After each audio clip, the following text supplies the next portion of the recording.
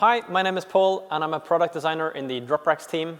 Today I'm going to show you how to install your Dropracks onto your car. Dropracks comes in 2 boxes and you will also need a set of clamps for your car.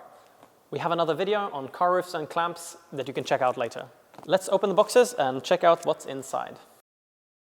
In the boxes we have the main bars of the rack, some connecting bars, a bag of hardware and the instruction manuals. Make sure to read them before you install the rack on your car. And we also have a set of clamps. So make sure to get the right clamps for your car. This car has flush rails and this is a set of flush rail clamps. Today we're going to be installing a Dropracks Sport and it's the same procedure for the Dropracks XL. The first thing we're going to do is to assemble the center bar. So for that we're going to need 2 caps, 4 rubber rings and 2 pins. So first I'm just going to install a rubber ring on each end of this pin. I'm going to be using this bar, put a plug in from the end, pin with rubber ring on it, and a rubber ring on the other side as well. Flip the bar around and repeat on this side. So like that, and there we are. This is how it should look when we're done with this step.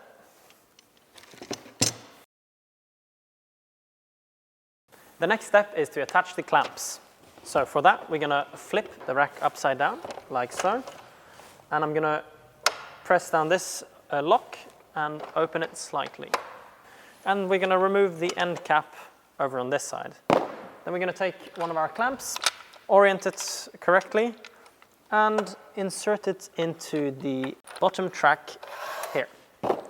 Then we're going to reattach the end cap. We're going to take one more clamp and install it into the other side of the track, like so. And on this side, we're also going to follow that with this little plug that gets installed like so. And then we're going to close the rack up again. And this we're going to repeat for the other bar as well. So the Dropracks can be installed to be lowered down on the passenger side or on the driver's side of the car. Check out our other video on that to help you decide. Check out how the clamps are supposed to fit the car in the clamps instructions, and it's always a good idea to make sure that the attachment points are clean before proceeding. Now we're going to lift the rack onto the car and it's time to get help from a friend. I do have a way of installing the rack alone, however I don't recommend it. So the first thing we're going to do is to lift up the rack and flip it over, like so. And then I'm going to move around this side of the car and we're going to lift it up and place it down so that the clamps register onto the rails of the car. It's okay that the bars are currently leaning out a tiny bit. They will be straightened up soon. Just don't let them fall over. If you would like, you can tighten them up a bit, but they will need to be adjusted and maneuvered a bit afterwards, so don't tighten them all the way. Lift it up and place it down. Nicely done. We have now lifted, aligned and centered the rack on the car, and now I'm going to install this crossbar with these 4 screws, with the included mounting tool.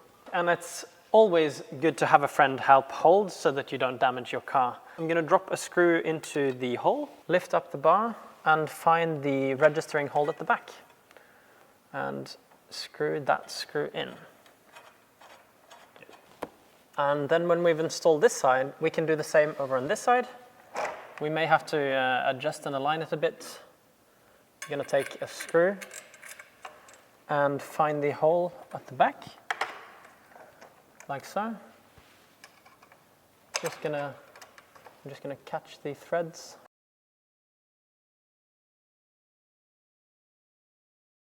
Now that we have installed the center bar at the back, we're going to do the same at the front. And to do that, we're first going to open up the driving locks like we did earlier by pressing down and pulling out slightly.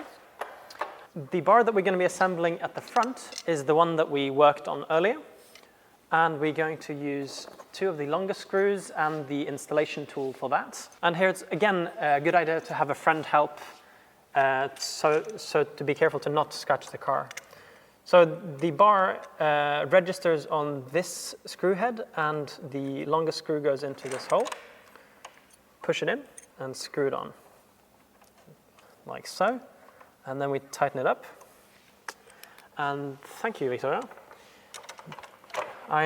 To get this, I may have to adjust the position of the rack a bit until it registers. Insert the screw from the bottom again and tighten it up. And when it's tight, I close the rack again.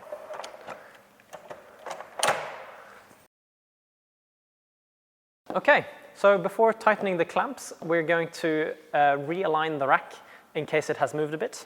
And to do that, I'm going to find this guide in the instruction manuals.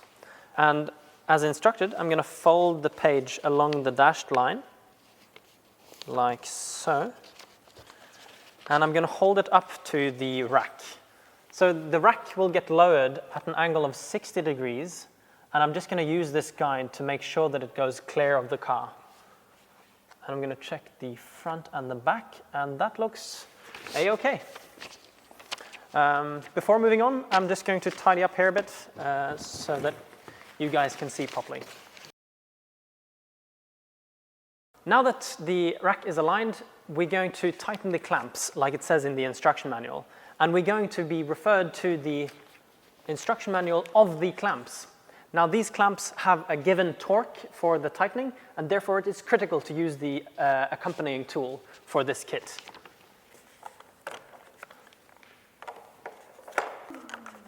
And typically, these types of clamps say click when it's tight enough.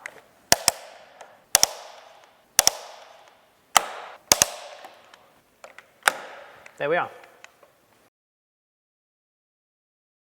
With the clamps tight, it is now time to lower the rack for the first time. And to do that, it's always good to have a friend to help, make it go extra smooth. Open the locks and pull out the rack. Flip the crank down and lower the rack by cranking counterclockwise and pulling towards you. So while doing this, we're paying attention to see that the rack does not touch the car. Get the rack all the way down to the load position. There we are. As it says in the instruction manuals, we're just going to check that the rack does not touch the clamp. The rack is more than 2 centimeters from the top edge of the car. And at the bottom here, we're just going to make sure to see that it's more than 10 centimeters away from the car. And we are. Fantastic. When installing the last center bar, I want to make sure that the left and the right side are synced up. And to do this, I'm going to first push the rack to its bottom position, make sure that it's all the way down, so that the drum's groove is pointing upwards. And on the right side, I'm just going to move the crank to see that it is in the same position as on the left side. The next is to take the square bar and the round bar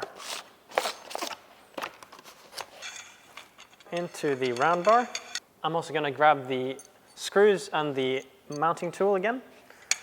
And I'm going to get the square bar and put it onto the drum and align the slot in the round bar to be vertical. And push it all the way on. And now I'm going to get this screw from the bottom and screw it in tight. And on the right side, I'm going to install the square bar and handlebar at the same time onto the drum, and I may have to rotate the crank a bit to get it to register. Push it all the way together. Push the screw in from the bottom and tighten it. There we are. Now the rack is actually complete.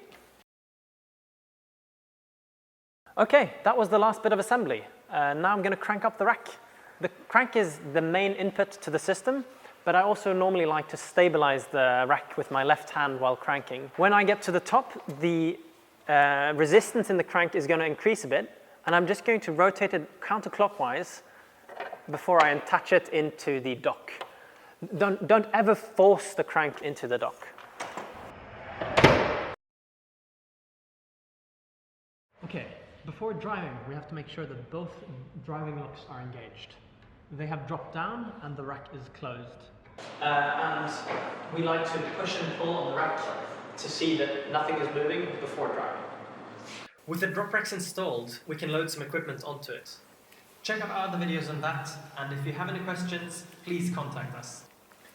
And if you don't feel like installing Dropracks yourself, contact your Dropracks supplier and see if they can provide solutions in your area. Thank you for watching this video, and good luck!